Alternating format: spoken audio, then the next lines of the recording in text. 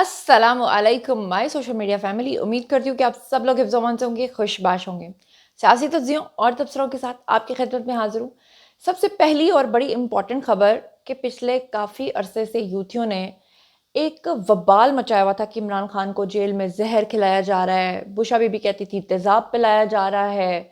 फिर जब उनका अपना जो ज़ाती मुआलिज है, यानी एक तो अडयाला जेल के जो आते हैं वहाँ पे मुआलिज चेक करने के लिए, उनकी तो रिपोर्ट होती है। जब उन्होंने रिपोर्ट दी कि खान साहब बिल्कुल सेहतमंद हैं, तो उन्होंने मानने से इनकार कर दिया। उन्होंने कहा जी ज़ाती मुआलिज चेक करेगा। पहले भी एक मरतबा ज़ाती मुआलिज ने जब बुशरा बीबी को चेक किया, तो ज़ाती मुआलिज ने कहा था कि बुशरा बीबी को ज़हर नहीं पिलाया गया, बल्कि उनको एसिडिटी हो गई जिसकी वजह से उनकी ज़ुबान पे छाले निकले हैं, और ये भी कि उनको अल्सर का मसला है जिसकी वजह से वो इस तरह कह रही हैं। लेकिन बुशरा बीबी मानने को तैयार नहीं थी। अब की बार 4 नवंबर वाले दिन फिर से इनका ज़ाती मुआलिज जो है वो गया इमरान खान को चेक करने के लिए, और उन्होंने बाहर आके जो रिपोर्ट दी वो बड़ी हिलेरियस है। वो रिपोर्ट आपको सुनवाती हूँ, लेकिन उससे पहले मैं एक मशवरा दूंगी। जिन डॉक्टर साहब के बारे में खान साहब कहते हैं कि मैंने इन्हीं की रिपोर्ट को मानना है, मुझे लगता है कि उन डॉक्टर साहब को खुद इलाज की ज़रूरत पड़ गई है। पहली बात तो ये कि उन्होंने बाहर आकर जब अपना बयान जारी किया, तो उसमें उन्होंने कहा कि मैं वज़ीर आज़म इमरान खान का चेकअप करने के लिए गया था। तो बंदा पूछे कि अगर वो वज़ीर आज़म हैं तो फिर आप जेल में क्या करने गए थे, और अगर वो नहीं हैं तो आप उनको साबिक वज़ीर आज़म कह लीजिए, लेकिन चलो बानिए पीटीआई कह लीजिए। लेकिन उन्होंने कहा नहीं जी, मैं तो वज़ीर आज़म का चेकअप करने गया था। शायद वो इसी खुशी से अंदर गए। लेकिन एक और बड़ी हैरानकुन बात थी कि डॉक्टर साहब ने बताया कि खान साहब को रात के वक्त जो है ना, एक अजीब किस्म की आवाज़ें सुनाई देती हैं, और वो आवाज़ें ख़त्म नहीं हो रही। उन आवाज़ों को ख़त्म करने के लिए जो है वो दवाई मांगते हैं। लेकिन आपको पता है कि उनको कौन सी आवाज़ें आती हैं? आवाज़ें यही आती हैं, ओह मैं तुम्हें नहीं छोड़ूंगा, घसीटूंगा।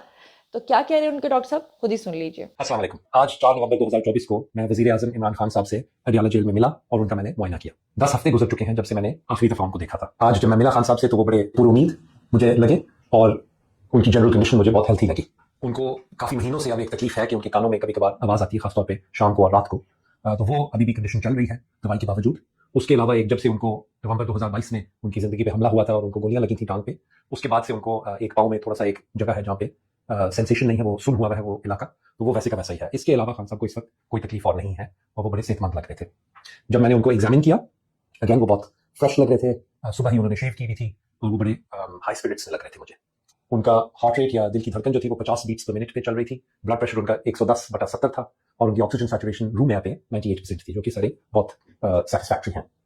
उनका मैंने दिल का मुआयना किया, उनकी छाती सुनी, तो कोई और ऐसी एब्नॉर्मैलिटी नहीं मुझे नजर आई, सिवाय इसके कि जो अंग्रेजी में हम मसल टोन कहते हैं, कि जो मसल्स का जब आप उनको पट्टों को हाथ से महसूस करते हैं तो उनकी एक सर्टन कंसिस्टेंसी या फीलिंग होती है, वो मुझे पिछले दफा से थोड़ी सी कम लगी थी। अब जो खबर आपके साथ शेयर करने जा रही हूँ वो इंतहाई अहम खबर है, और वो ये है कि आपको मैंने गुज़श्ता रोज़ बताया था अपने व्लॉग में, जिसमें मैंने आपको कहा था कि बुशरा बीबी और इमरान खान पे 190 मिलियन पाउंड केस का जो फैसला है उसके हवाले से सवालनामा उनके सामने रखा गया था। दोनों से 79 क्वेश्चंस पूछे गए थे।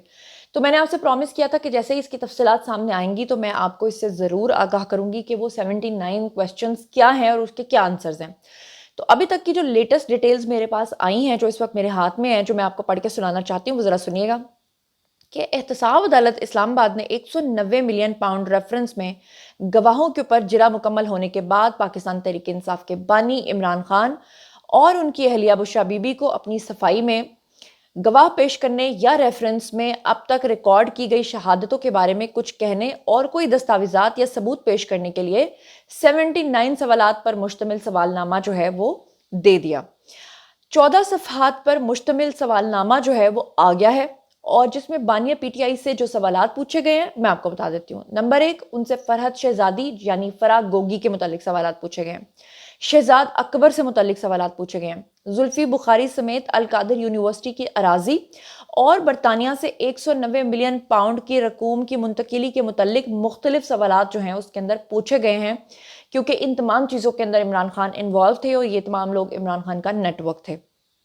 अदालत की तरफ से बानिया पीटीआई को फराहम करदा जो 14 सफ़हात हैं, शुरू के जो 14 सफ़हात हैं, उसमें मुश्तमिल जो सवालनामा है उसमें ये पूछा गया है कि क्या आपने अदालत में अपने खिलाफ इस्तग़ासा के सबूत को सुना और समझा है? क्या बतौर वज़ीर आज़म शरीक मुल्ज़िम से 458 कनाल ज़मीन गैर कानूनी माली फ़ायदे के लिए हासिल की थी? آپ نے مالی فائدے کے بدلے شریک ملزمان کو فائدہ دیا تھا۔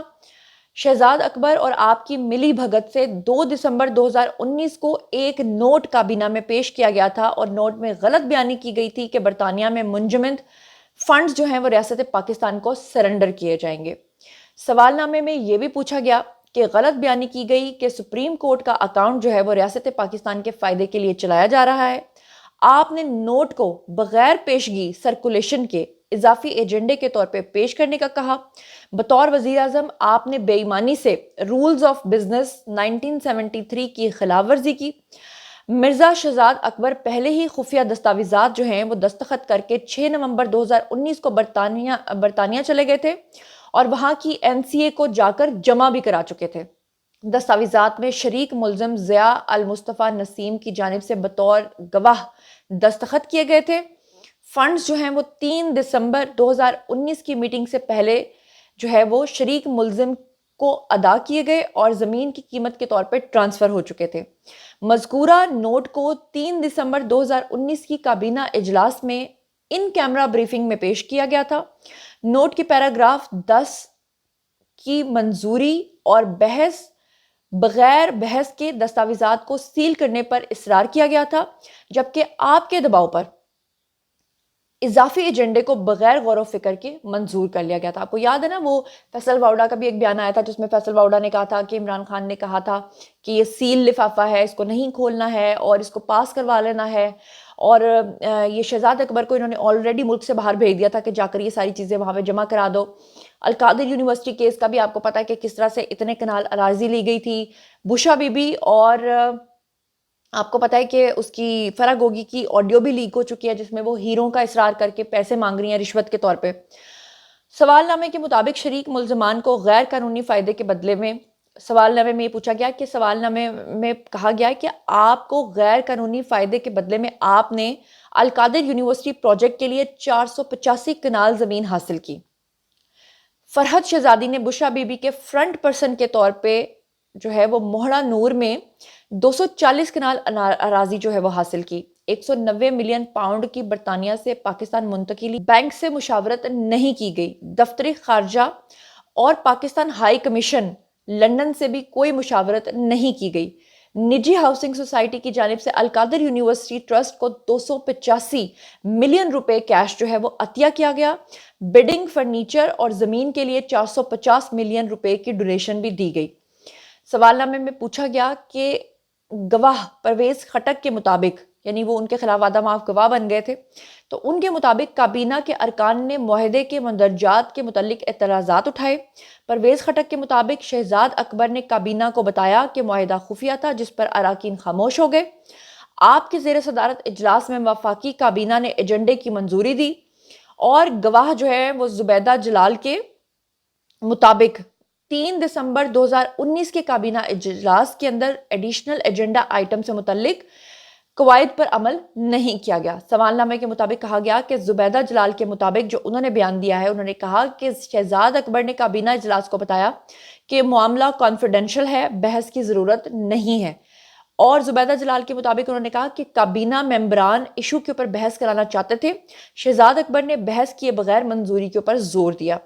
آپ نے بھی ایجنڈے کی منظوری کے لیے اپنا اثر و رسوخ استعمال کیا، اور گواہ اعظم خان جو کہ عمران خان کے پرسنل سیکرٹری تھے، اور آپ کو پتہ ہے کہ وہ جو اعظم خان ہے انہوں نے بھی جو ابھی تک باتیں بتائی ہیں اس کے مطابق شہزاد اکبر جو ہے وہ کانفیڈینشیل ڈیڈ آئندہ اجلاس میں پیش کرنے سے متعلق آپ کی منظوری بھی لینے آئے تھے۔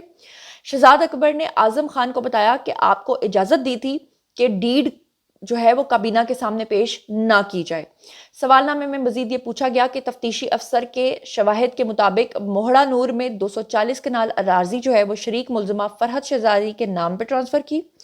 اراضی کی قیمت کی ادائیگی کے حوالے سے کوئی بھی ثبوت یا ریکارڈ جو ہے وہ موجود نہیں ہے۔ شواہد ہیں کہ فرحت شہزادی آپ اور بشا بی بی کے فرنٹ پرسن کے طور پہ کام کرتی تھی۔ سپریم کورٹ نے حکم دیا کہ برطانیہ سے موصول فنڈز جو ہیں وہ حکومت پاکستان کو ٹرانسفر کیے جائیں گے۔ کیا آپ اپنے دفاع میں کوئی شواہد پیش کرنا چاہتے ہیں، اور کیا آپ حلف پر بطور گواہ پیش ہونا چاہیں گے؟ اور پھر اس کے بعد کیس کی سماعت جو ہے وہ 11 نومبر تک جو ہے وہ آگے شفٹ ہو گئی ہے۔ اور یہ جو سوالات ہیں آپ سوچیں کہ عمران خان سے پوچھا گیا ہے کہ اگر آپ کے پاس کوئی ثبوت ہے یا آپ اس کو کاؤنٹر کرنا چاہتے ہیں تو آپ بتائیے، اور 100% شیور ہے کہ عمران خان کے پاس اس چیز کی کوئی ثبوت نہیں. وہ صرف بڑکے مار سکتے ہیں، وہ صرف اپنے لوگوں کو اداروں کے خلاف اکسا سکتے ہیں، وہ صرف یہ کہہ سکتے ہیں کہ اس پہ حملہ کر دو، اس پہ حملہ کر دو، لیکن حقیقت یہ ہے کہ ان کے پاس کوئی بھی ثبوت نہیں ہے. اور اب آپ کے ساتھ ایک خوشخبری شیئر کر لیتی ہوں. کھیلوں کی دنیا سے ایک بہت ہی اچھی خبر ہے، اور وہ یہ ہے کہ پاکستان جو ہے وہ بیس بال یونائٹڈ کلاسک کا چیمپئن بن گیا ہے.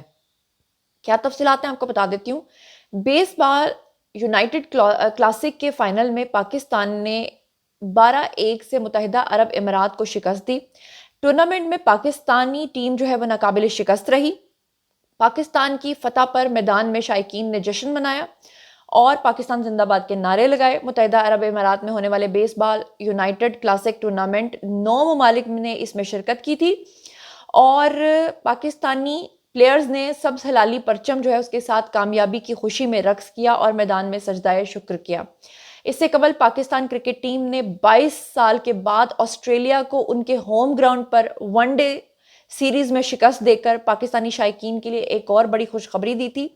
پاکستان نے 22 سال کے بعد آسٹریلیا کو ہوم گراؤنڈ پہ ون ڈے سیریز میں ہرا کر ایک نئی تاریخ کو رقم کیا تھا، اور پاکستان اور آسٹریلیا کے درمیان ایک روزہ سیریز کا جو فیصلہ کن میچ کھیلا گیا، وہاں پر پاکستانی بولرز کی جو شاندار کارکردگی تھی وہ رہی، اور میزبان ٹیم کو 140 رنز کے اوپر ڈھیر کر دیا گیا.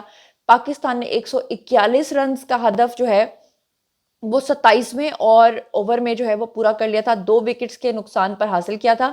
آسٹریلیا کو اس کے ہوم گراؤنڈ پر شکست دینا کوئی چھوٹی بات نہیں تھی، بہت بہت بڑی بات تھی. اور جاتے جاتے ایک اور اہم خبر یہ ہے کہ اس وقت پورے پنجاب کے اندر پولیوشن جو ہے وہ اپنے عروج پہ پہنچی ہوئی ہے. اسموگ اور دھند کا بے تحاشا راج ہو گیا ہے. حد نگاہ جو ہے وہ 0 ہونے پر موٹر ویز بند ہو چکی ہیں، اور شدید دھند اور اسموگ کے باعث جو ہے وہ موٹر وے M2 کو لاہور سے بھیرا تک اور موٹر وے M3 کو لاہور سے درخانہ تک، موٹر وے M4 ملتان سے پنڈی بھٹیا تک اس کو بند کر دیا گیا ہے.